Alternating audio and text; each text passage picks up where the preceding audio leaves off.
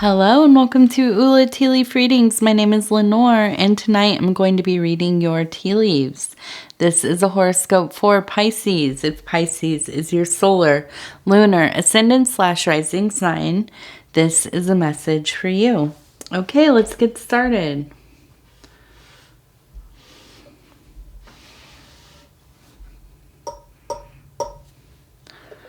Okay, here we go. All right. So I hope you all are doing well, Pisces. We are right in the process of the moon becoming the new moon, or like, as I like to call it, the emptied moon. So we have some, different energy going on. You are going to be watching this probably when the new moon is already over, but is definitely touched by the energy since I am doing this reading as it is happening. Okay, let's see.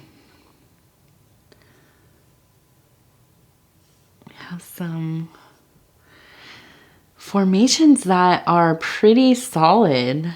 Not a lot of dispersion here. Let's see. I want to look at the card first.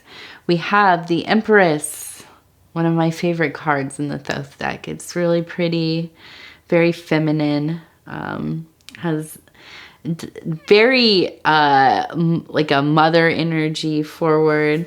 I think of I think of the return of Persephone, definitely because of the coloring, but also kind of the lighter side of the primordial mother archetype, right? Not a lot of the destructive laying to waste, which is as important as the fertile, the growing, the wisdom, all of that. Well, the wisdom is on both sides, but this really has the energy of great devotion, supreme flowering, caring for the young, being very in touch with their own nature, which flows outward into their place among nature. And so let's look and see what this has to do with our symbols tonight. Okay, so this one is one of my favorites. When I get a bee symbol, I know that this is going to be a happy, auspicious reading, full of fortune, health, happiness, all that stuff. Okay, so we have this bee, the wing, the little legs. Now, this doesn't necessarily look like the queen bee. It doesn't have the long, the kind of elongated hind part. This maybe is more of one of the worker bees, the collectors, the builders. And I get this impression of busyness, but this feeling of being very happy with the work that you are doing. I get this, what comes to mind is kind of the mantra of I give wisely, I receive wisely. Okay, so you do the work with intention, and that comes back with the same intention, right? Different, transmuted, but still that same intention flows through. And so I think that you are a very conscious person, a very very dutiful, very devoted, very precise kind of person. And so I feel that you're really in your wholeness which is, I love, because it's kind of, you know, in juxtaposition to that emptied moon. There is kind of that dark night quality happening, but on the day side, there is this holistic wholeness happening. Okay. And now I want to look at, we have a little umbrella here. Okay, so I feel that there's probably been some pain, right? Some sorrow in the past. But I feel that you are really choosing to overcome those sorrows. You are doing the work. You are deciding how you are going to experience your life. And this is truly the work of an adept. This is somebody who has really taken the time to look at themselves, look at their lives, their circumstances, kind of doing that, you know, self-archaeology and following the tendencies, the coping mechanisms, the reactions, back from being kind of, you know, symptoms back to the origin, right? And following that origin all the way down into the roots. And then deciding what to do with that, okay? To witness it, to process it, to, you know, maybe choose to integrate some of these things. So I feel that, you know, this life is so much about perspective, you know, and of course, there are things that are very difficult, traumatic. We have, you know, very real reactions that are out of our control. They could be physical, emotional, psychic. But where we can, we have to learn to decide, how are we going to exist in our world? How are we going to perceive things? How will we not let the circumstances of our life, the things that are out of our control, and let's face it, a lot of things are out of our control. How are we going to learn to, you know, let go of some of that stuff or navigate with it, make it something that can help, you know, be helpful and useful. You know, it's hard, but that's what life is about. Trying to figure out how to make this stuff work for you, work, you know, alongside you, and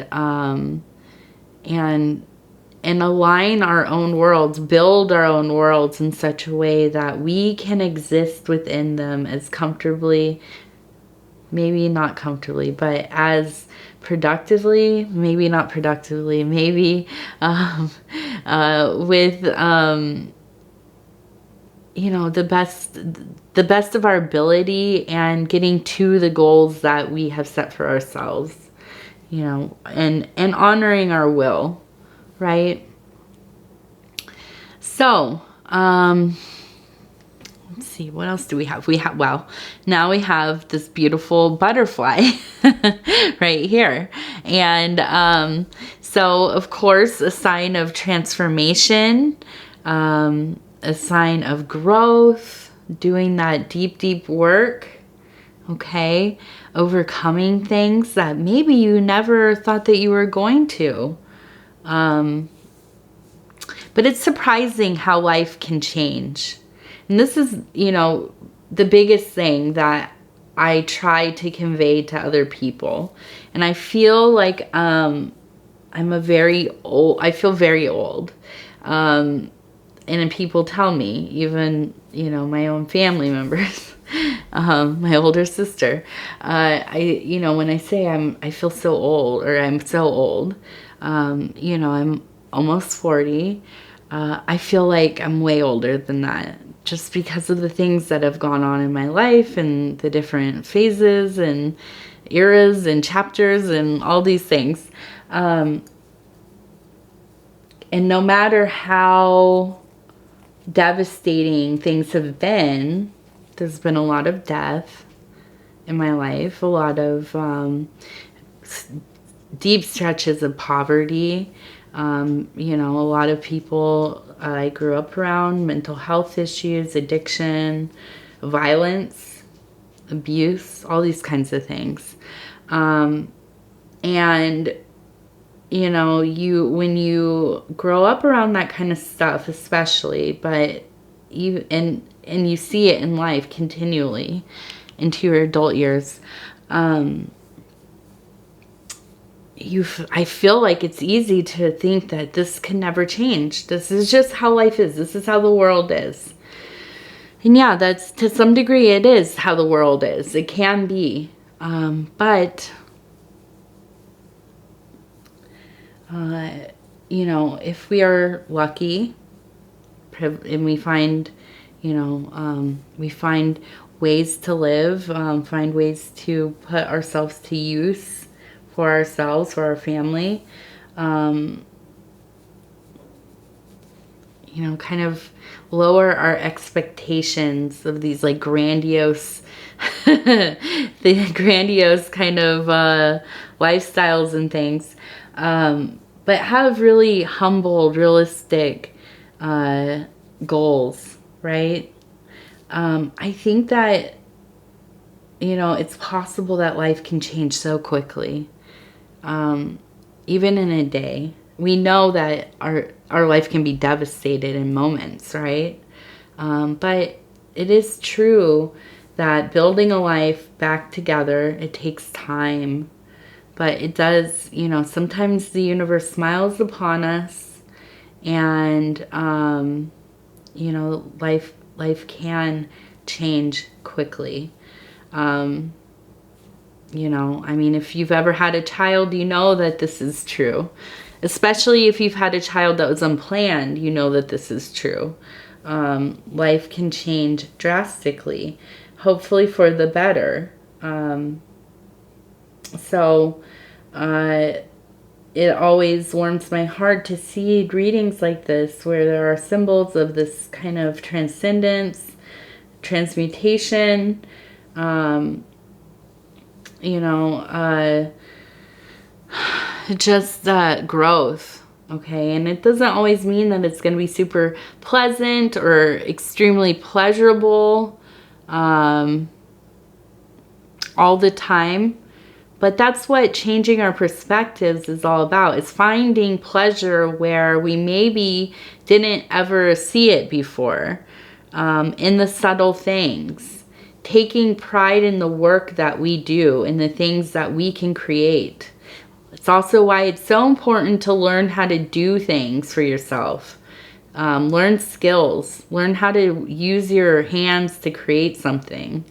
Have hobbies. Things that you find fulfilling.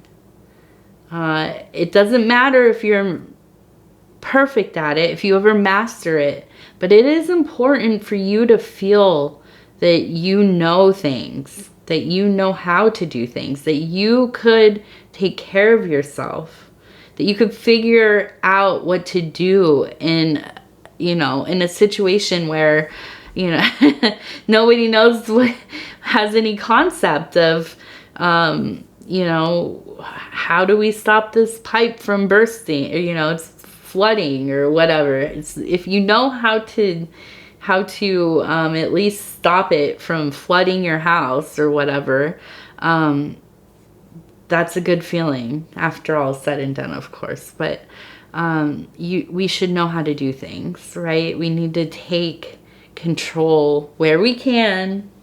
Obviously, a lot of stuff's out of control, but take control of aspects of our life. And 100% education is a big part of that. And it doesn't have to be academic.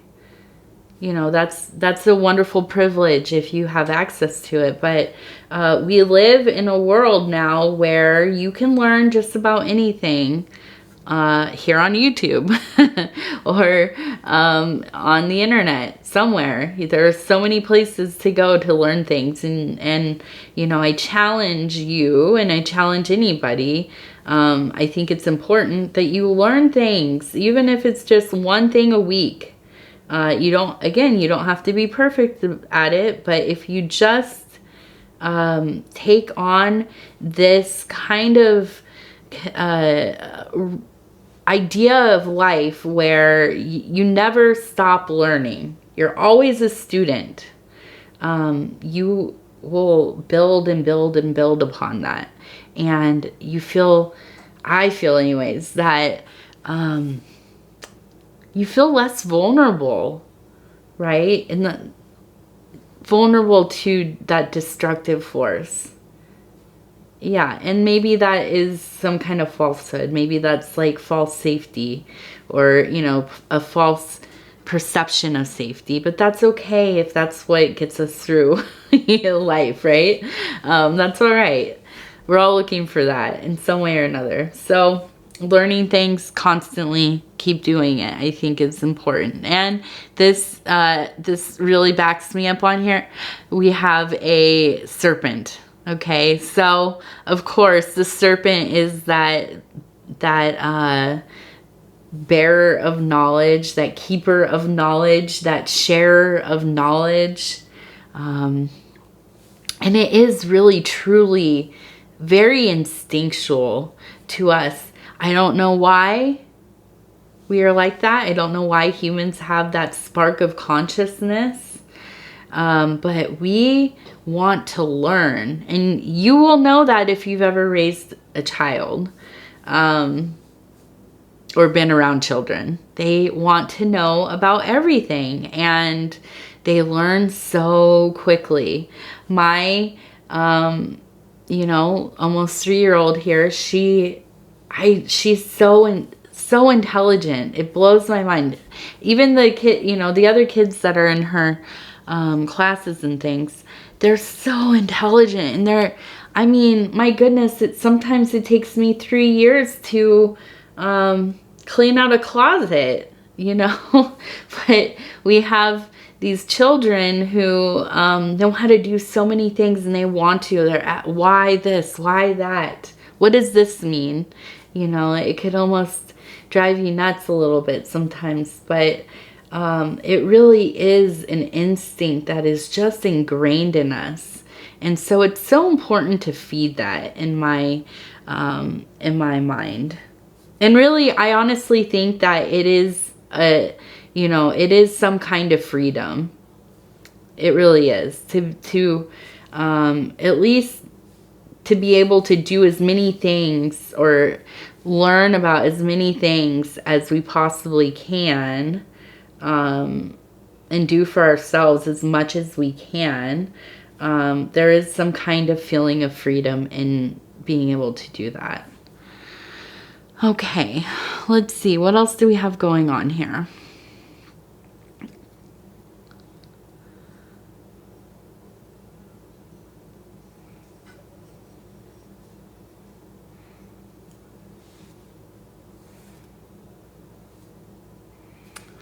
So I have these two little creatures here, and it looks like one is sitting and the other one is kind of almost more in a standing position, but they look like they both are kind of face towards this little central circle. And it kind of really has a feeling of kind of the sun, facing the sun, and a sense of really just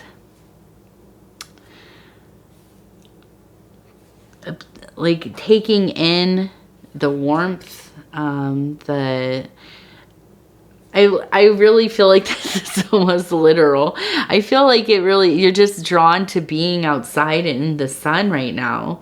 And this works for being in the northern hemisphere or in the southern hemisphere, because I know down there they're going into winter, and those last beautiful days that are here and there, really seeking out the sun where you can, right?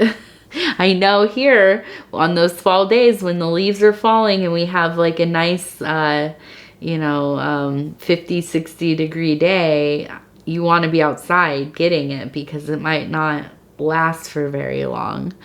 But also here in the Northern Hemisphere, we are all going outdoors more and more as much as we can, right? It feels like, anyways, to me, the older I get, I feel like these summers go by so quickly. It's a blink of an eye. And I live in an area where we have lots of snow and lots of cold. So every single summer day is a kind of a big blessing.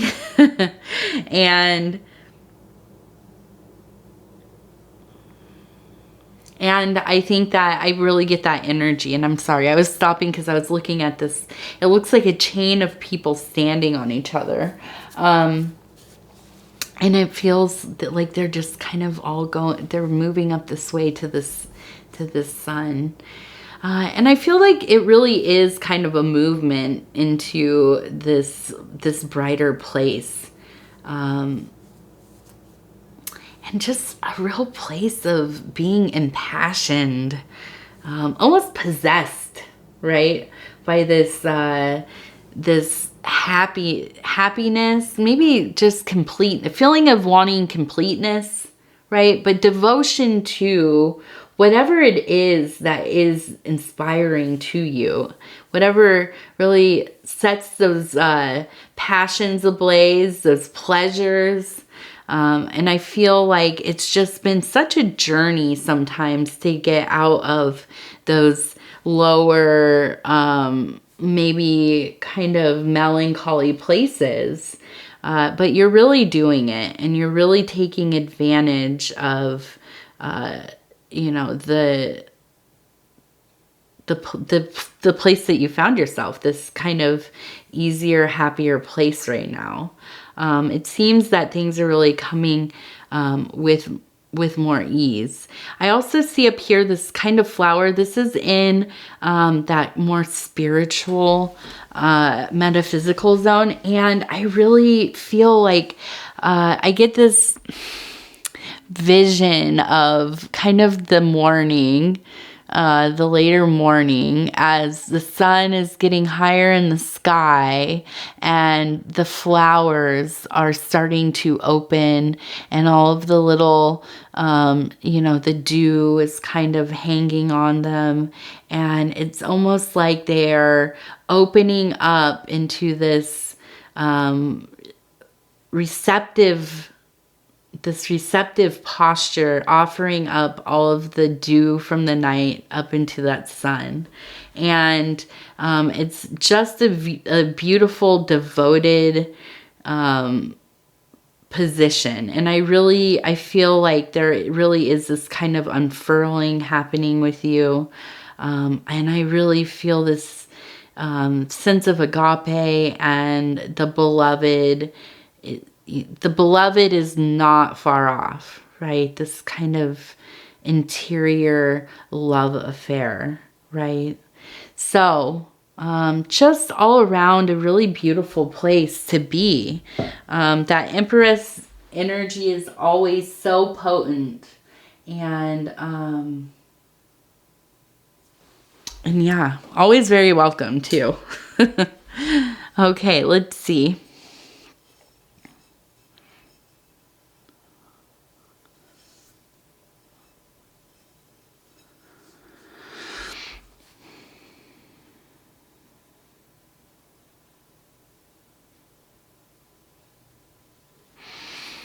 No, I get this impression that there's kind of a passing between two things. There's maybe a decision being made. It almost feels like kind of passing between two people. But I feel like this is almost like family members.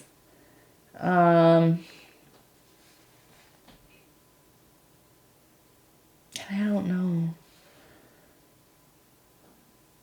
I almost think like sitting between two people.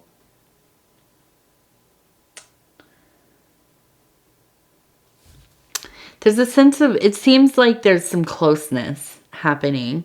And I feel like this is very much like a family love. I feel like you are kind of, maybe, are you like the sibling that is between two siblings, that maybe you're the middle child, or you're put in the middle of two siblings that don't get along or don't speak or something kind of like this. And I feel like you're kind of being put in this position for some reason. But I kind of feel like you're putting your foot down a little bit this time, and you don't want to engage. You're kind of tired of being this is your role constantly. And so I think that, it's important to go with how you feel. If you don't want to be involved, don't be involved. If you don't want to engage, don't engage in it. And, I think that is less stress for you, obviously. Now, do you kind of get turned on for not playing like the family politics? Maybe. But maybe also you can just kind of quietly duck out of the conversation and go unnoticed, hopefully. And so I think that's our reading tonight. It seems like a really nice little period of time coming up, and that makes me happy, Pisces. So I want to mention that I added a membership level to the channel. There's no pressure there, but it's just, I wanted to mention it because it's new. It's just kind of a support membership. And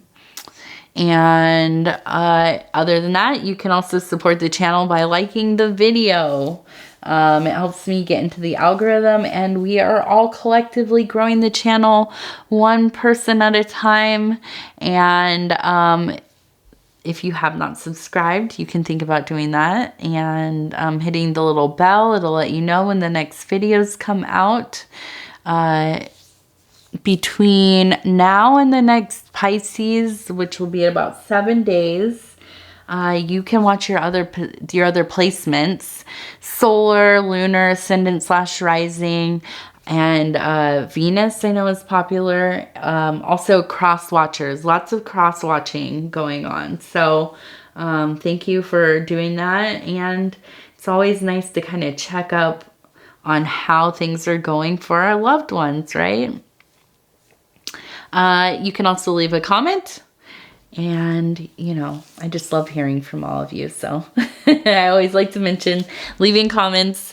It makes my day reading all of them. You all are so sweet. So, all right, Pisces, we will talk again very soon. I thank you. And I hope you're having a nice week.